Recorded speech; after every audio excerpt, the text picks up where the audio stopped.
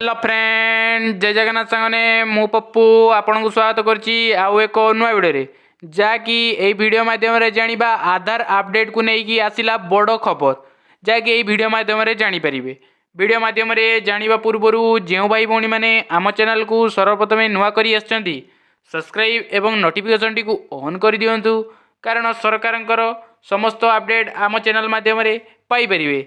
चलंतु video T को start करिबा। आपणकर जदि आधार कार्ड रे कौन भी नंबर भूल अच्छी किंबा फिंगरप्रिंट देना किंबा आईज कंटाक्ट होना आपण शीघ्र जाई जनसेवा केंद्र बा मो सेवा केंद्र रे करि परिबे जहाँकि सरकार बड़ अपडेट टी आछि जहाँकि 6 मास पर्यंत आकु वृद्धि करा जायछि। ठीक अछि 6 मास पर्यंत वृद्धि करा जायछि। जदि आपण माने करिनांती किबळी भाव में करिवे ठीक अच्छे जनसेवा केंद्र को जाई आपण सर्वप्रथम आपणकर जदि नंबर भूल थी नंबर टी करदे एवं फिंगरप्रिंट दे केवाईसी करे नेबे। ठीक अच्छे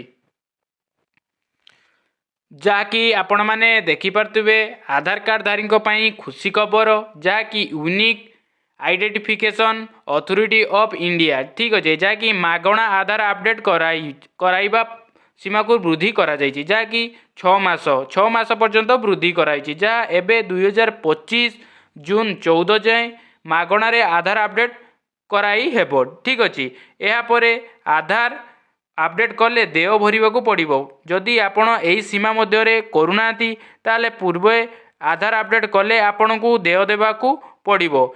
यही सीमा 2024 डिसेम्बर 14 जाए रही। ठीक अच्छे आपण जदि करना जून 14 जाए करनियंतु। ठीक अच्छे कलापर आपण कौन सी देय देवा को पड़ोनी पूर्वे जदि करेंगे ताले आपण को देय देवाई पड़ो। ठीक अच्छे शीघ्र जाई मो सेवा केंद्र एवं आधार ऑफिशियल वेबसाइट रे करनियंतु।